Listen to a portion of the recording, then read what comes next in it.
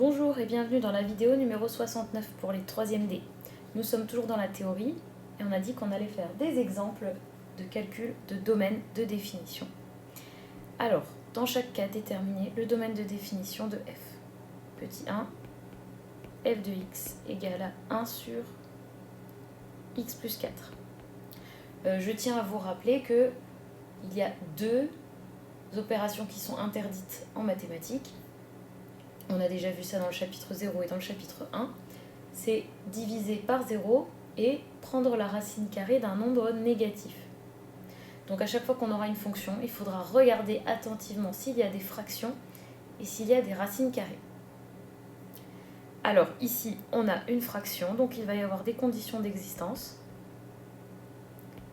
Et la fraction existe, je vous le rappelle, si le dénominateur n'est pas nul. Donc x plus 4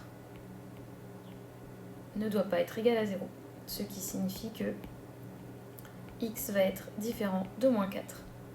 Du coup, le domaine de la fonction f, ça va être que j'ai le droit de prendre n'importe quel nombre, sauf moins 4. Deuxième exemple. Racine carrée de x plus 7. On a une racine carrée, donc attention, condition d'existence.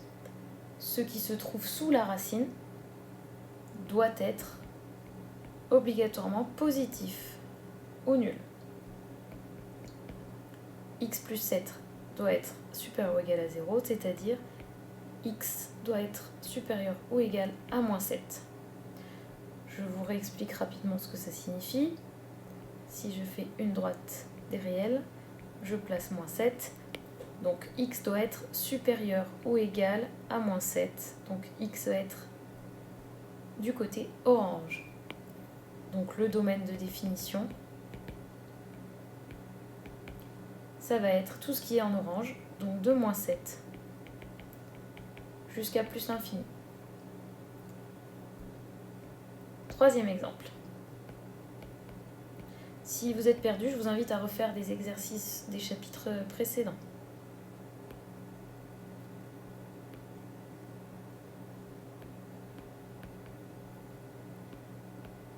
Alors ici, attention, on a une fraction et une racine carrée, donc il va y avoir deux conditions d'existence. Tout d'abord, le dénominateur ne peut pas être 0. Donc on va avoir x qui va être différent de 3. C'est la première condition d'existence. Deuxième condition d'existence, le radicande, ce qui est sous la racine, doit être positif ou nul. Donc on va avoir 2x supérieur ou égal à 4 et x supérieur ou égal à 2. C'est la deuxième condition d'existence. Je dois prendre l'intersection des deux conditions d'existence pour trouver mon domaine. Alors je vais placer mes points 2, 3.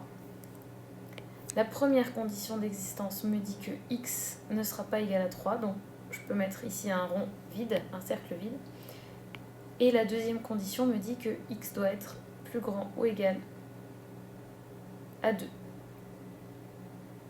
L'intersection de ces deux ensembles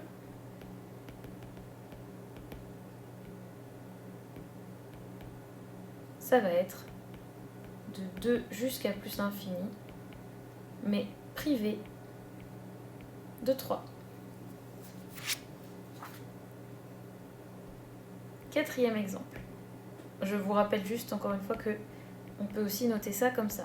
De 2 jusqu'à 3, exclu en 3, et de 3 jusqu'à plus l'infini, exclu. Quatrième exemple. 1 sur racine carrée de x plus 2.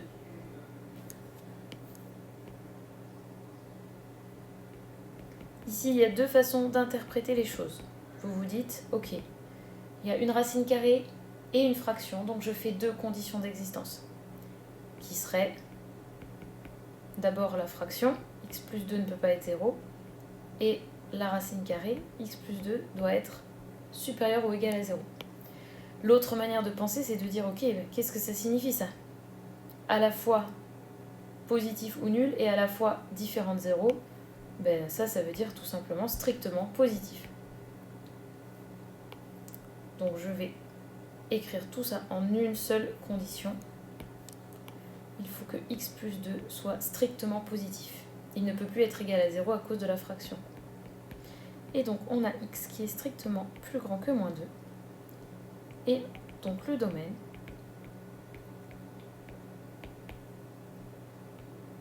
c'est de moins 2 exclu jusqu'à plus l'infini. Exclu parce que cette fois c'est strictement positif. Petit 5.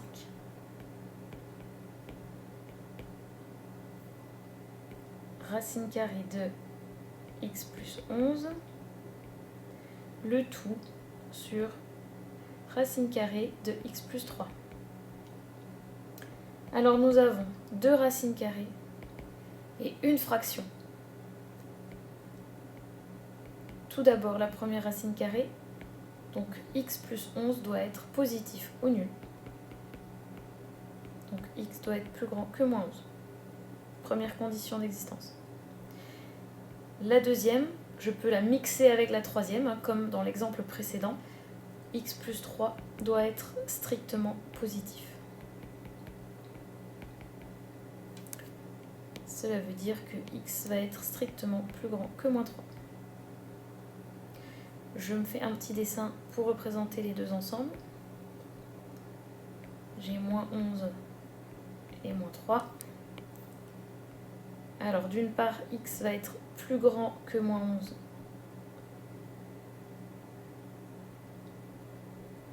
Et d'autre part, x va être strictement plus grand que 3. L'intersection des deux, c'est ce qui se trouve des deux couleurs. Donc ça va être de moins 3 jusqu'à plus l'infini.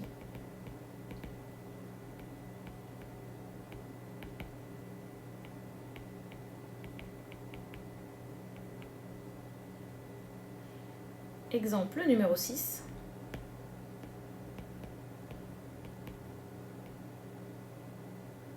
J'espère que ça vous rappelle des souvenirs en tout cas.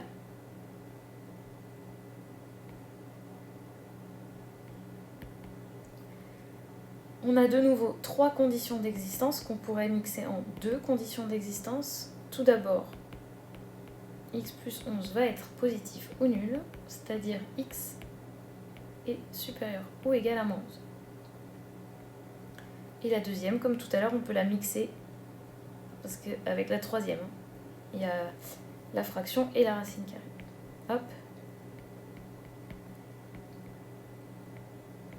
Donc j'ai moins x supérieur strictement à moins 3.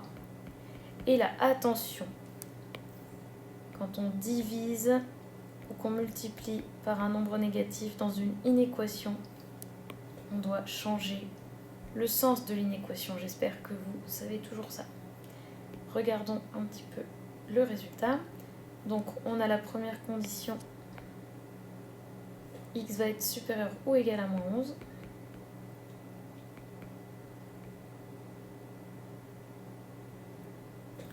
Et la deuxième condition, x doit être strictement plus petit que 3. Et donc, mon domaine sera ce qui est de deux couleurs, l'intersection des deux. Et alors, on aura de moins 11 jusqu'à 3, exclu en 3. Exemple numéro 7.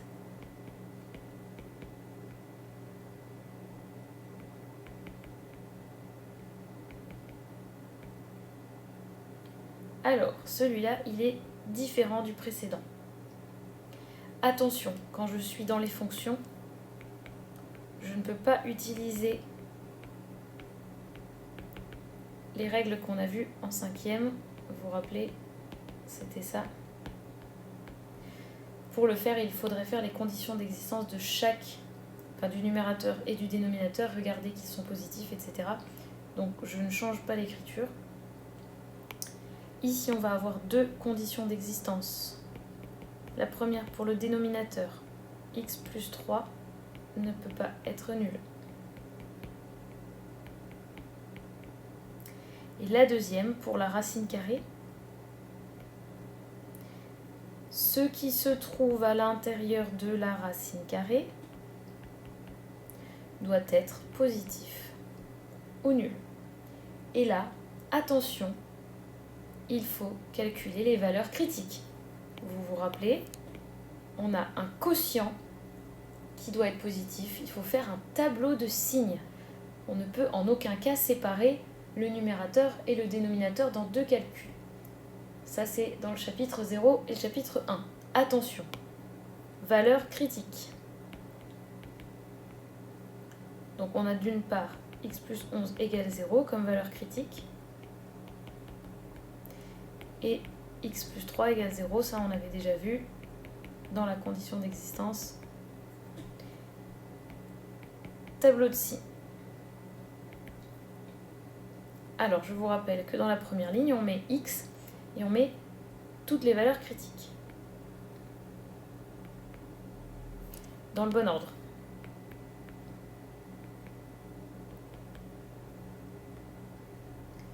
Dans la deuxième ligne, on met le numérateur qui doit être factorisé. Ici, c'est bon.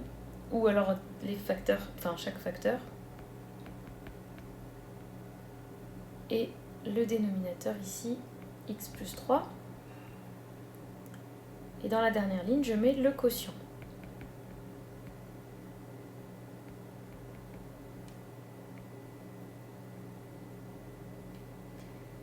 Je trace mes traits verticaux sous les valeurs critiques et je note les racines. Donc x plus 11 s'annule quand x est égal à moins 11 et x plus 3 s'annule quand x est égal à moins 3. J'espère que vous vous rappelez toujours comment on met les signes dans le tableau. Donc ici ça va être moins, plus, plus, parce que le nombre devant le x c'est 1 qui est positif. Donc c'est une droite qui monte. D'abord négatif puis positif. Deuxième ligne, le nombre devant x c'est 1. Donc on aura également moins et plus. Maintenant, je fais attention avec les racines et les valeurs critiques. Si x égale moins 11, le quotient vaut 0. Je descends le 0. Par contre, si x égale moins 3, on a une valeur interdite. Et si vous vous souvenez, une valeur interdite, ça se note avec une double barre. Maintenant, je vais utiliser la règle des signes pour compléter. Moins divisé par moins, ça donne plus. Plus divisé par moins, ça donne moins. Et plus donne plus. Voici donc presque mes conditions d'existence. Qu'est-ce que je voulais en fait ? Je voulais que ce soit positif, donc ma deuxième condition d'existence a comme bilan ceci. De moins l'infini à moins 11. Attention, ce n'est pas encore le domaine, donc j'écris juste x appartient. Moins l'infini moins 11, inclus union moins 3 plus l'infini. Ceci est la deuxième condition d'existence. Donc maintenant, je dois faire le bilan des deux. Donc x différent de moins 3. Et en même temps, x appartient à ce que je viens d'écrire. Comme vous le voyez, x est déjà différent de moins 3. Donc en fait, on a le bilan.